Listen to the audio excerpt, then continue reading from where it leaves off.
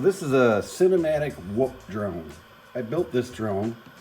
On here will eventually be a high definition naked GoPro camera. This is the camera that I use when I'm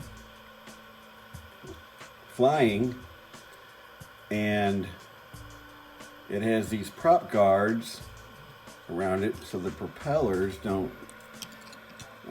hit anything and you crash, and it's not dangerous to people. But it is a drone, and people still get paranoid when you're flying a drone around, so always try to be discreet, and if there's people around, stay away from them, because some people do get upset, and no matter who they are, they always think that their life is important enough that you might want to spy on them. It's called a cinematic. At some point, I will mount a small, what they call naked GoPro on here, and that's going to be very light. In other words, you strip a GoPro down to the board and the lens and the SD card, put it on here, and this thing kind of can float around, or it can go pretty fast. But I still need to tune it in. I had quite a bit of jello the first time. I changed some things, and I'm going to take it for a flight today, so let's see how this goes.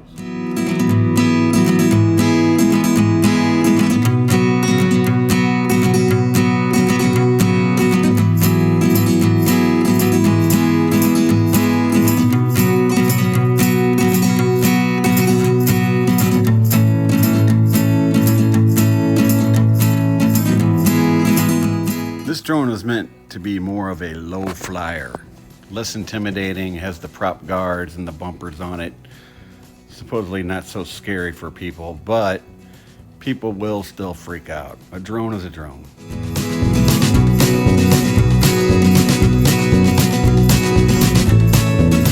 See how this camera goes to like an orangish color?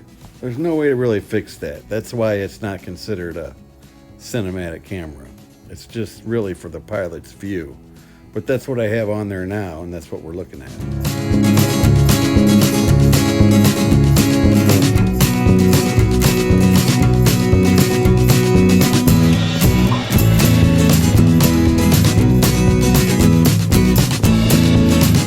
This is one of the best operator view cameras you can get, but it doesn't really have much dynamic range.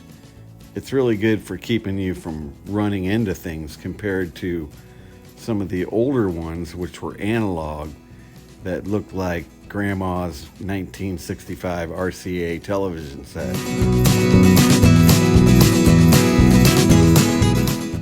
That kind of makes it hard to see the little twigs and things they call ghost branches when there's so much snowy and lines and stuff coming in, like your grandma's television when you had to put the tin foil on the antennas and stuff.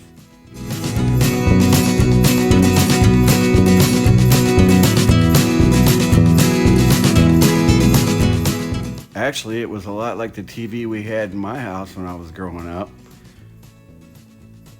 And I think my parents still have that one.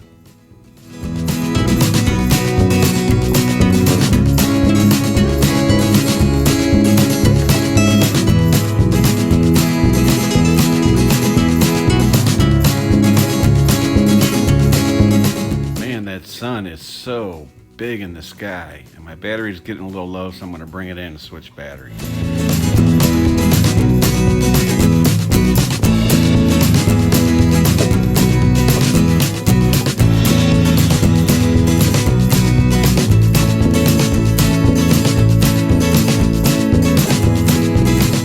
So right here, I didn't realize it, but I'm stuck in a mode called angle mode, which is kind of a position hold so it doesn't tilt or flip over. I just kicked out of it.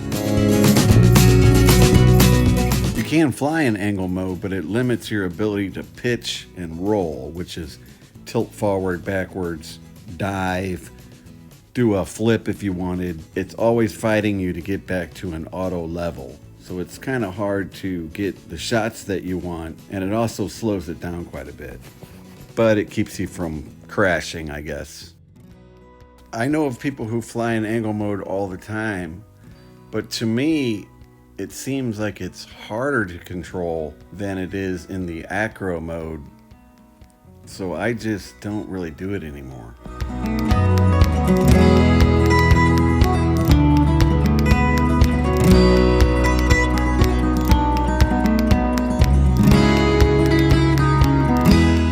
Right here you see a little pixelization on the sides of the camera view, and that is because I was getting a little far away. I was behind that building. I was kind of losing signal, and that's kind of a warning that you're getting too far.